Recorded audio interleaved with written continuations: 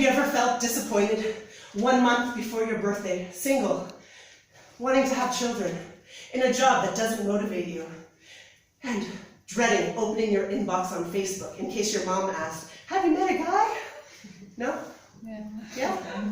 Me neither.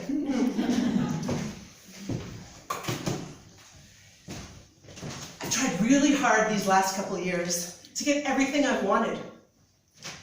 Was I asking for too much?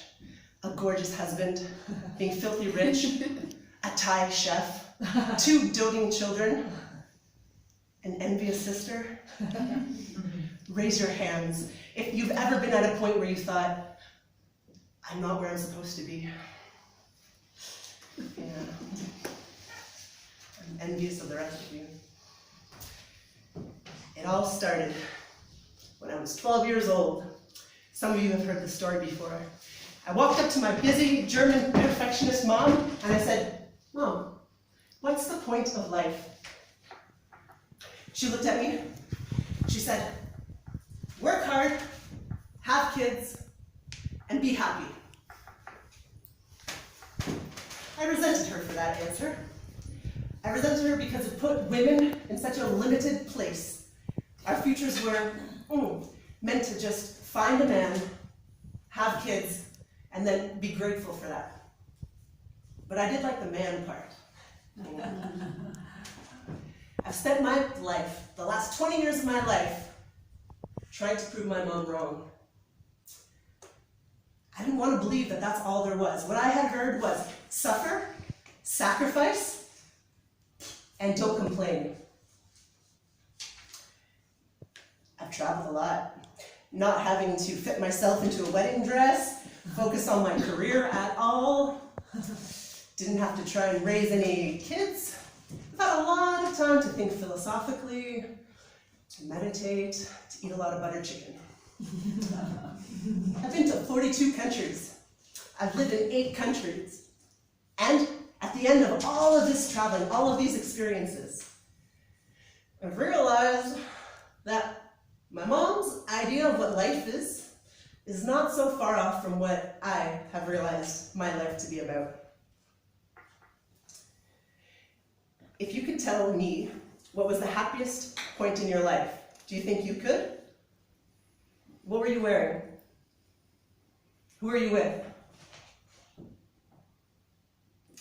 I propose that if you told me the happiest day of your life, I could generate your values from it. I propose that if I told you the happiest moments of my life, you would know a lot more about me. 11 years ago, it was a hot day in Cairo. There were 15 of us, all Congolese refugee children in downtown Cairo. We were in a private park.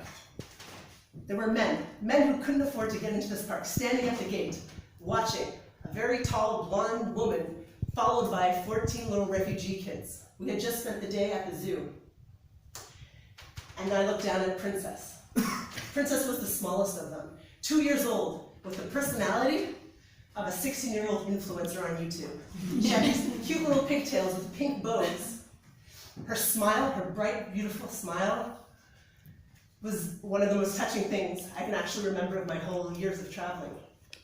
And her bright face, as she turned to me, mischievously, and then ran over to it. She saw something very fun and very pleasurable. A sprinkler. And she would jump through it, and all of a sudden I was jumping through it too. Then we looked around. Then we saw the men watching us from the side, and we didn't care. Egypt's not a place that encourages free-minded jumping through sprinklers in parks. And I looked at her face, and I held her, and we jumped through. The water was shooting 6 feet in the air, 3 feet this way. The security guards, the guys, the gardeners, they saw us having a lot of fun, and they brought over another sprinkler. Now there were 10 of us jumping through this water. It was dirty, polluted Nile water, but we didn't care. As I looked down at her face, dripping with this water, smiling at me, we couldn't speak, I felt something extremely powerful, seeing the joy of this girl's face. As we left the park, we walked by those men. Their mustaches, their traditional wear, and they looked at us. And they were behind those oppressive iron gates. On the metro, on the ride back, I was exhausted, my back hurt, and my little princess was sleeping in my arms. I searched frantically for somewhere to sit on the metro, and nobody gave me a seat. And I haven't forgotten that day.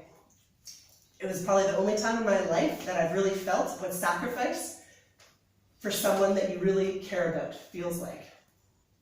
Then sacrifice and having children didn't seem so terrible. As terrible as my idea as a 12-year-old little entitled, annoying kid thought it used to be.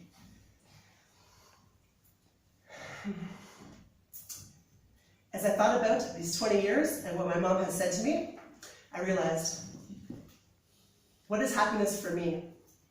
It came down to set goals. I really felt that I had achieved my goal that day. I arranged the Congo camp for those kids. I funded it, I arranged it. I held that little girl and I brought joy to a girl whose future was very, very grim. She smiled and she had no idea what her future did not have in store for her. And I felt the joy of just running through cold water on a very hot day. That was happiness for me. In the end, I don't need science to tell me what happiness is. They say, set goals, achieve goals, have relationships. And that's what I realized that it is. Have relationships with people you care about, set goals you can achieve, and be very, very grateful for everything you have in life.